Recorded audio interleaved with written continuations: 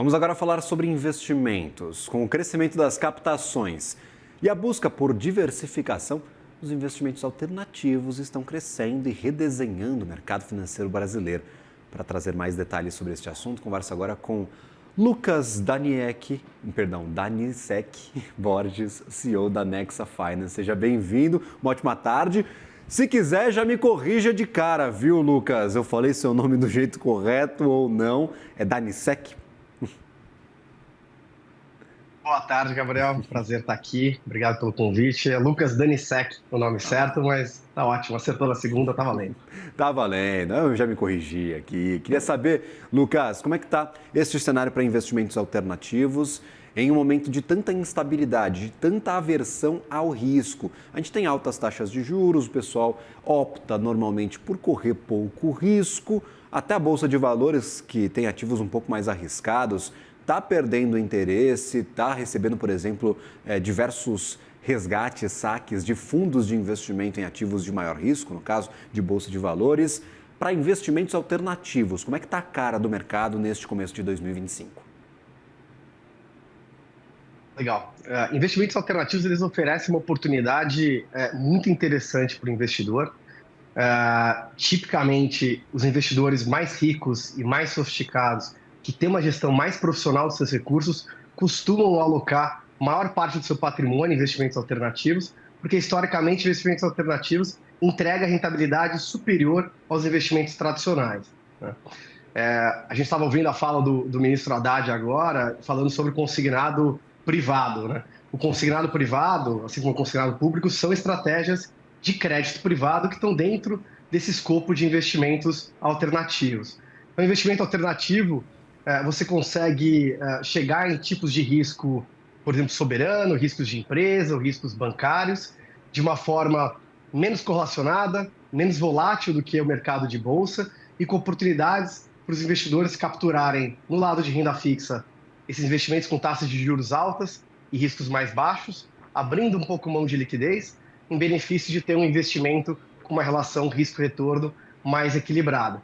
Então, acho que é um ambiente de oportunidade para investir em crédito privado, renda fixa, em toda outra classe de alternativos que envolve imobiliário, infraestrutura, private equity, que são empresas fechadas, e a parte de venture capital, empresas de tecnologia. Mas acho que crédito privado é uma oportunidade muito grande nesse momento.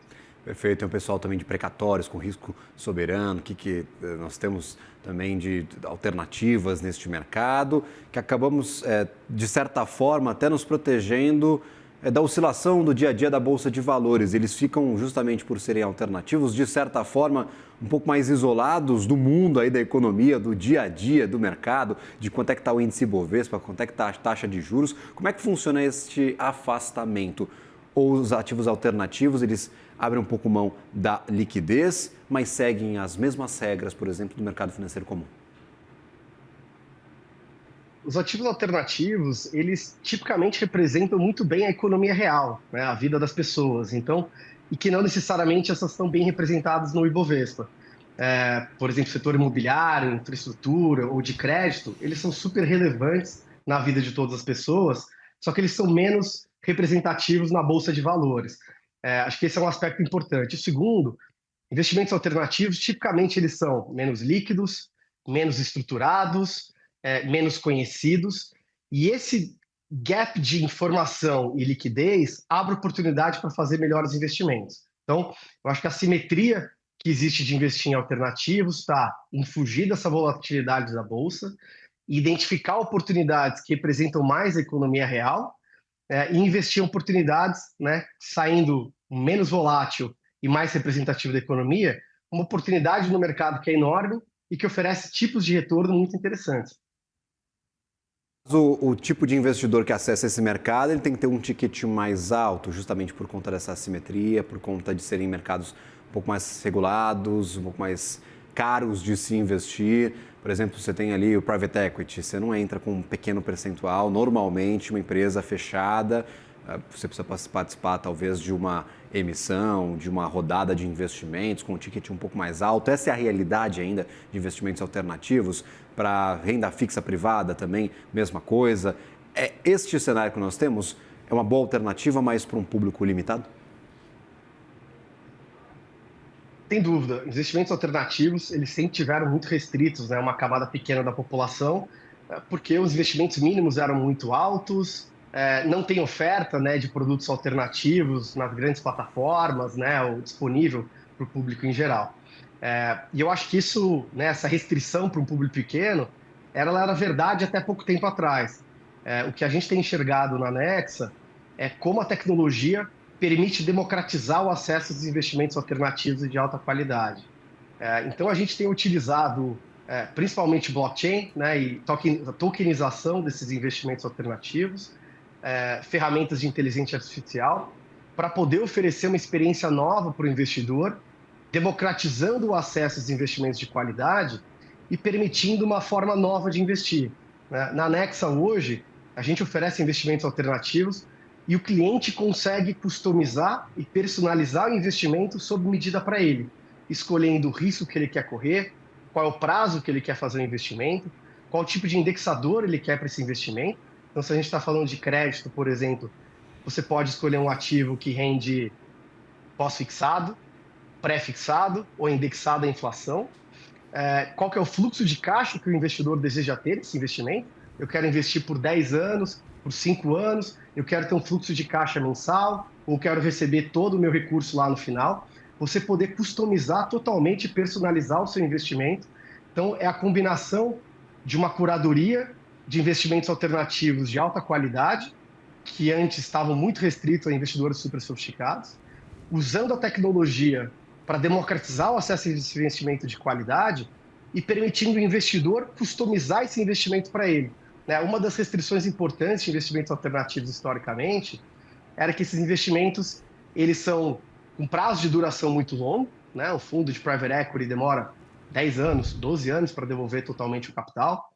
Oportunidades de crédito privado, tipicamente, também tem um prazo muito longo de extensão, e várias vezes isso afastava também o investidor de tomar a decisão de tão longo prazo, né? O investidor precisa se planejar muito na hora de fazer um investimento por 10 anos, e sem saber exatamente o que o capital dele vai estar investido no fundo que ele investiu. Então, acho que a solução que a gente está chegando é uma forma nova de investir, que a gente está propondo, onde o próprio investidor consegue criar o produto dele em tempo real, numa jornada de 1 minuto, customizando todos os parâmetros que se adequam aos objetivos de longo prazo daquela pessoa, né? A vida daquela pessoa, o risco que ela quer correr e aos temas de interesse que ela quer estar exposta. E acho que essa forma nova de investir, quando você sai da padronização para personalização, oferece uma experiência totalmente nova e muito melhor para as pessoas, né? Beneficia muito a comunidade investidora e a sociedade como um todo e permite tanto, né, o ativo que está sendo investido quanto o investidor terem uma relação mais justa, equilibrada e transparente. A regulação está acompanhando essa evolução da tecnologia e também dos produtos de investimentos alternativos. Nós tivemos um movimento da CVM recentemente com crowdfunding, melhorando as regras, abrindo um pouquinho mais este mercado, que abriu aí talvez o leque de opções para quem trabalha com o mercado de emissões privadas, com startups, com private equity. A regulação, na tua visão, está conseguindo acompanhar esse avanço da tecnologia dos produtos para ativos alternativos? A tecnologia ela sempre anda na frente, né, da regulação, e a regulação ela vai né, chegando e tentando cobrir os gaps que acontecem. Eu acho que no Brasil a gente tem uma sorte grande de ter um Banco Central que é super pró-inovação, que é um Banco Central que puxa a agenda de inovação através do sandbox regulatório, através de programas como o LIFT, Next, que resultaram em grandes ganhos para a sociedade, como o Open Finance e o Pix, né? O Pix que faz parte da vida de todo mundo faz um Pix uma vez por dia, e é uma das marcas mais reconhecidas do país, foi uma inovação puxada pelo Banco Central. E quando a gente olha a atuação do Banco Central e da CVM voltada para investimentos alternativos e para tokenização, a gente tem uma postura dos reguladores que é pró-negócio, que é pró-inovação. Então, a CVM enquadrou as tokenizadoras dentro da Resolução 88, que regulava a atividade de crowdfunding. O Banco Central, através do DREX, é o projeto, né, de infraestrutura de blockchain que vai servir para a digitalização da economia no Brasil. Esses dois caminhos da CVM permitindo que investidores acessem tokens dentro da regulação da CVM, o que traz uma segurança para o investidor, e do outro lado o Banco Central puxando a agenda do DREX que acabou envolvendo o mercado financeiro como um todo, né? Hoje, todos os grandes bancos e instituições financeiras têm projetos vinculados ao DREX. Então, é trazer a iniciativa privada para dentro da regulação, ajudando a construir a regulação junto com o governo e permitindo com que o Brasil tenha uma posição de liderança nesse segmento. Eu acho que a gente tem uma oportunidade muito grande no Brasil, né, juntando uma CVM e um Banco Central pró-inovação, do Brasil exercer uma liderança na indústria de tokenização e digitalização da economia. Quando a gente fala, por exemplo, de atratividade para o investidor, a gente tinha uma bolsa de valores bem chulebra há alguns anos atrás, eu vou falar assim para deixar um pouquinho mais coloquial mesmo. Depois da pandemia, o número de investidores saltou, foi de 1 milhão para 5 milhões em um tempo recorde. A gente mudou de patamar com a bolsa de valores e investimentos em renda variável. Isso aconteceu também com outros tipos de investimentos, os criptoativos ganharam bastante atenção.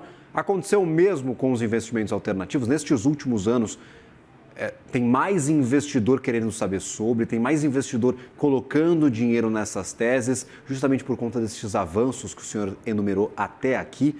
E como é que está esse comecinho de ano? Você sente a atratividade ainda, os investidores buscando por essas alternativas? Sem dúvida, é uma indústria que vem crescendo bastante. Quando a gente olha fora do Brasil, nos Estados Unidos, né, as grandes gestoras de investimento nos Estados Unidos e no mundo têm exposição a investimentos alternativos e muitas delas um foco nesse tipo de investimento. A maior gestora de recursos do mundo, que é a BlackRock, né, tem feito uma mudança estratégica de ir mais para investimentos alternativos e de adotar a tokenização dentro da sua estratégia de negócio. Então, quando você vê a maior gestora do mundo, né, seguindo esse caminho, acho que isso é um indicativo, né, de que esse mercado tem muito potencial para crescer.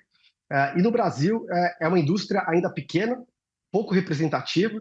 Quando a gente olha a posição de investidores individuais, investimentos alternativos ainda representam menos de 5% da carteira desses investidores, quando elas deveriam ter 20% ou mais nesse tipo de ativo. Tá? Esse começo de ano, a gente tem um cenário de taxa de juros alta no Brasil, então gera uma oportunidade para estratégias de renda fixa e de crédito privado. A gente tem um mercado de bolsa e performance de fundos multimercados aquém do que os investidores esperam, né? E tem visto uma saída de recurso dos investidores, tanto da bolsa quanto de fundos multimercados, para principalmente estratégias de crédito privado. Então é um mercado, uma indústria que cresceu muito ao longo desses últimos meses, e acho que a indústria tem muito para crescer à medida que o investidor, né, aprende mais, é mais sofisticado e tem acesso a essas oportunidades mesmo. Lucas da Anisec, aí eu não vou errar mais. Seja sempre bem-vindo à nossa programação. Uma ótima tarde a você. Obrigado por estar aqui conosco, explicando um pouco mais sobre como funcionam estes investimentos alternativos, os últimos avanços de tecnologia e regulação, também essa procura de investidores, mesmo em momentos de alta adversidade econômica. O pessoal está com medo, mas mesmo assim, atrás de oportunidades de investimento. Uma ótima tarde a você. Volte sempre. Até uma próxima. Muito obrigado, Gabriel.